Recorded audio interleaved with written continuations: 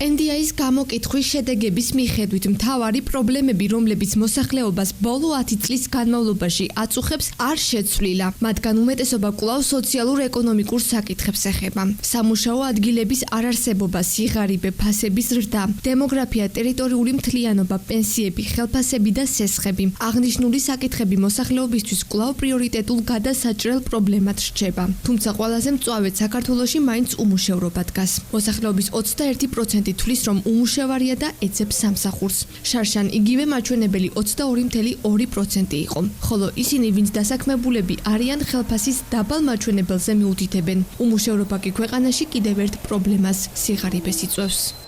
Ვინ გადაჭრის ამ პრობლემას ერთადერთი ღმერთი თუ გადაჭრის, ჩემი გოგო, სხვა არავინ, იმიტომ რომ უარესობისკენ მიდის და რა ვიცი, ადამიანი ვერაფერს ვერ იზამს. ადამიანი ვერ გადაჭრის ამ პრობლემას. სულ იქნება ეს პრობლემა. და ყველაზე მეტად რომელი პრობლემა გაწუხებთ ახლა? მე მაწუხებს ყველაზე მეტად უმუშევრობა და ფინანსური მდგომარეობა, ეკონომიური. თუ ხარ დასაქმებული და ხელფასი ამდენი გაქვს? არა ვარ დასაქმებული, ასე ჩემით რაღაცას წვალობ. მომაკ და ყიდულყავებს. უმუშევრობას.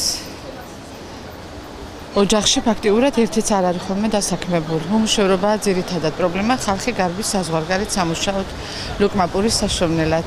თქვენ თუ ხართ დასაქმებული და თქვენი ხელფასი? მე არა ვარ დასაქმებული. არა სამწუხაროდ არა ვარ დასაქმებული. დიახ, უმუშევრობა, არა ადამიანობა იზრდება ხალხში, ადამიანის მიმართ სიძულვილი. ეს იზრდება და ეს ყველაზე მეტი დიდი პრობლემაა. და ყველაზე მეტი კარგი იქნებოდა, რომ ერთმანეთი ადამიანის სიყვარული ვისწავლოთ და ვიყვეთ ადამიანები პირველ რიგში. და მე მგონი მე სხვადასხვა პრობლემა მოგვარდება. ერთ-ერთ პრობლემად მიიჩნევა დაბალი პენსია. ჩვენ მიერ გამოკითხულ მოქალაქეთა უმეტესობა აღნიშნავს, რომ 200 ლარი ელემენტარულად თავის გასატანად არ ყოფნით, რომ აღარაფერი თქვან წამლებსა და გადასახადებზე. მათივე თქმით, ხელისუფლება მხოლოდ არჩევნების წინ არ უნდა ცდილობდეს დაპირებებით ხალხის გულის მოგებასა და პენსიონერების კეთილგანწყობის მოპოვებას. ჩვენ პირველი პრობლემა რა არის, იცი ბაბა? პენსია არა გვაქვს იმდენი, რაც უნდა გვეყოს. ძალიან ბევრი წამლები მიუხედავად იმის სახნისა ვარ, ძალიან ბევრი წამლები მჭირდება. ამიტომ ბაბა პენსია რო არ მყოფნის, იმიტომ ვზივარ აგერ ბაბა გეხუტუნე. მართალია მათხოვარი ვარ, მაგრამ უჭიგნური ქალი არა ვარ. უმაღლესი მაქვს დამთავრებული. 80 წლამდე მუშაობდი. მე მუშაობა ვეღარ შევიძელი და ეს ჩვენი ხალხის სირცხვილი იყო. მაგრამ ახლა არ არის სირცხვილი, იმიტომ არ არის სირცხვილი, რო გიჭირს, უნდა გამონახო გამოსავალი. რამდენი წლისა ხარ? 83 წლის.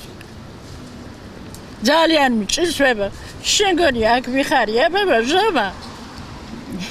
ძალიან მიჭირს. ამას მირჩევნია, მშენებლობაზე მუშაობდე, აგურებს ვაწყობდე და ხელფასს ვღებულობდე. ეს მირჩევნია ნამდვილად, იმიტომ რომ ჩვენთან მოქალაქეებს ყოველდღე ვეხვეწები 10 კაპიკით, 5 კაპიკით გეხვეწები დამეხმარ. და პენსიას მოგვიმატებდნენ თლეჯუბი ყველაფერს.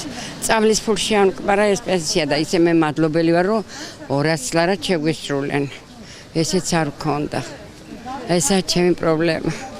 კიდევ რა არის მაგის გარდა? არაფერი. რამე თუ შეიცვალა? არა ჯერჯერობით. ისე ვართ ხალხი როგორც ვიყავით. მშვიდობა და ტერიტორიების დაბრუნება პრობლემათა იმ სიაში შედის, რომელიც მოსახლეობას საუკუნეებია რაც აწუხებს. მშვიდობა გვინდა უპირველეს ყოვლისა, თუ არ იქნება მშვიდობა, ვერ ვიცოდეთ, ეს ხომსორია რა. მე სოციალური საკითხები არის, უმუშევრობა, პენსიის მომატება და პრობლემები ძალიან ბევრია, მაგრამ იმედია რომ გამოკეთდება, გამომჯობესდება ცხოვრება. დიდი ცვლილებები, საოცარი ცვლილებები არ არის, მაგრამ იმედით უნდა ვიტოვოთ, რომ ქვეყანა წინ მიდის, საერთოდ კაცობრიობა ვითარდება და რაღაც იმედით ავარ, სულ ჩემი ცხოვრება იმედი გავატარე, რომ ხვალ უკეთეს დღე იქნება თქვა და მეც ასე იმედიანად უყურებ მომავალს და ხვალიდან დღეს. თუ ხართ ახლა დასაქმებული? არა, პენსიონერი ვარ. არა, დასაქმებული. ყოფნით პენსია. ყოფნით. ვის ყოფნის 200 ლარი კაცო, არ გამაგიჟუე ხა, ეს რა შეკითხვაა. ყველა მეზრე მე და თქვა, რომ ხელს ოკუპაცია. ხო და რასიზმ ახლა. ოკუპაცია გვაწყობს. ასე მოაწყო ქვეყანამ. როცა რუსული დაგვავიწყდა, რუსული საჭიროა, აუცილებელია. ხან შემოდის, ხან არა. ყიდულობ ახლა ხშირად ამას და კომსომოლგა ძალაი საინტერესო ამბები ესენი. მე საქართველოში არ მეგულება ოჯახი ახლობელი არ ყავდეს რუსეთში. ახლობელი შერეული ოჯახები და გვინდა ნორმალური ხელისუფლება ჩვენიც იმათი რომ ნორმალური ურთიერთობა გქონდეს მეზობლობა. თუ ახლოს კარგი მეზობელი მყავს, შორს რა მინდა? გამოსავალს რა შეხედავთ?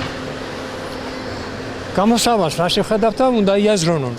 ხელისუფლებაში არიან ისეთი ადამიანები, რომლებსაც ჩემი საქმე რო იყოს, ერთ წუთს არ გავაჩერებდი იქანა. ვალები, ბანკი, მაღალ პროცენტიანი სესხები. ეს ის პრობლემები არის, გამოც უმეტესობა ემიგრაციაში მიდის. რთული ეკონომიკური სიტუაცია ასევე მჭიდროდაა დაკავშირებული ქვეყნის დემოგრაფიულ განვითარებასთან. უამრავი პრობლემაა საყვარელო. მაგრამ ჩემთვის ამ წუთში თუ გაინტერესებთ პირადი პრობლემა არის ბანკის, რისთვისაც მივდივარ საზღვარგარეთ. ჩვენს ქვეყანაში არის მაღალი პროცენტები. სასურველია რომ მიეხედო ამ საქმეს და ხალხს მიეცეს საშუალება რომ ახალი სესხი აიღოს, ახალი ცხოვრება დაიწყოს, როდემდე უნდა ვიაროთ, ვირბინოთ. არ ვიცი. ძალიან ბევრი შვილიშვილები მყავს, ორი შვილთაშვილიც მყავს უკვე, მინდა რომ კარგი მომავალი გქონდეთ, ამიტომ არ ყოფნის აქაური ფინანსები და ეს არის ძირითადი პრობლემა. და მიდიხარ საზღვარგარეთ? მივდივარ საზღვარგარეთ, აი კვირას მივფრინავ, სამახსოვროდ დამრჩება თქვენი ინტერვიუ და იმედი მაქვს რომ დავბრუნდები, მე დიზაინერი ვარ. და ფართიც ამაქვს, მაგრამ სამწუხაროდ ეს ფართი ჩადებულია ჯერჯერობით ჰიპოთეკაში და ასე რომ აი ეს არის ჩემი პრობლემა. შვიდობა იყოს, დალოცვილი იყოს ჩვენი ერი და რა ვიცი, ყველაფერი საუკეთესო მინდა ჩემს ქვეყანაში. პრობლემა უამრავია.